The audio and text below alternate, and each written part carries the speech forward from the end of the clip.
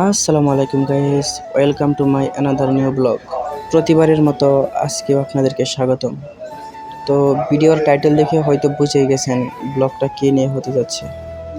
তো গাইস, দেখতেই পারছো তোমরা নাজমুল ভাই কত সুন্দর করে পেঁয়াজ, আদা, রসুন এগুলো বাটতেছে।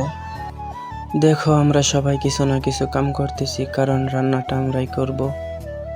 আর এদিক দিয়ে আমি গোছগুলোকে ছোট ছোট করে পিস পিস করে কেটে নিচ্ছি। আর নাজমুল ভাইয়ের কথা কি বলবো, তোমরা তো দেখতেই পাচ্ছ, সে অনেক কাম করতেছে। এখন দেখতেই পারছো তোমরা, আমরা রান্না করার জন্য সব কিছু গুছিয়ে নিয়েছি। তো গাইস, ভিডিওটা স্কিপ না করে পুরো ভিডিওটা দেখতেই থাকো।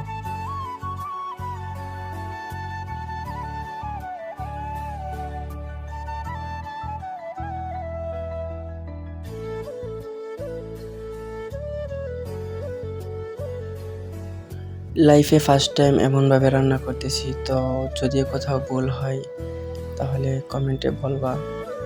আর এটাকে আমি এখন ঢেকে দিলাম। ঢেকে দেওয়ার কিছুক্ষণ পর এটা সুন্দর একটা কালার হয়ে আসবে। আর এতে আমি সবগুলো মশলা দিয়ে দেবো, যা যা প্রয়োজনীয়। আমি আগে থেকে সবগুলো মশলা গুছিয়ে রাখছিলাম, এখন দিয়ে দিচ্ছি। আর গায়ে চাইলে তোমরাও এভাবে রান্না করে দেখতে পারো। এগুলোকে আমি এখন খুব সুন্দরভাবে মিশিয়ে নিচ্ছি। মিশিয়ে নেওয়ার পর আমার কিছু মশলা বাকি ছিল, এইগুলো দিয়ে দিচ্ছি। এইগুলো দিয়ে দেওয়ার পর আমি এটাকে আবার সুন্দর করে কিছুক্ষণ নাড়াচাড়া করব।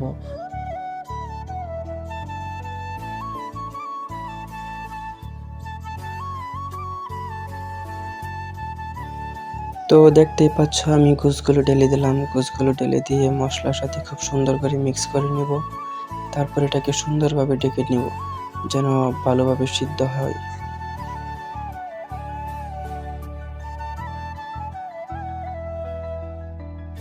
দেখতেই পাচ্ছ, আমার গোছ রান্না কিন্তু হয়ে গেছে। এটাকে আমি এখন আলাদা পাত্রে রেখে দিলাম। এবার একটা বড় পাত্র বসিয়ে দিলাম। আর দেখো এখানে কি করতে যাচ্ছি।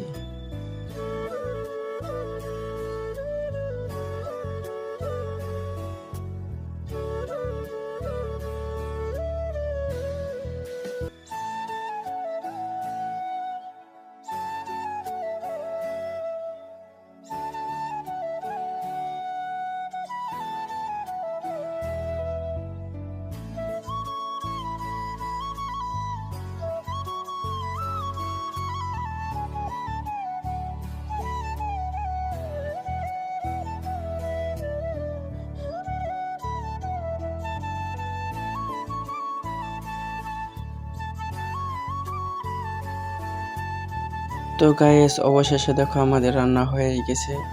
তো এটা কি বিরিয়ানি নাকি খিচুড়ি, তোমরা কমেন্ট করে অবশ্যই বলবো।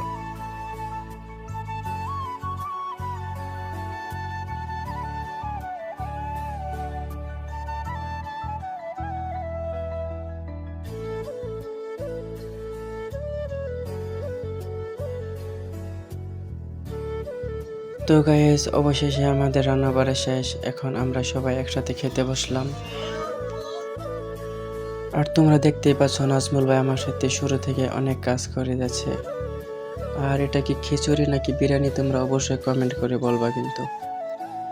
আর আজকের ব্লগটা আমরা এখানে শেষ করছি। ইনশাআল্লাহ নতুন কোনো ব্লগ নিয়ে আমরা আবার আসবো। তো সবাই ভালো থাকবে।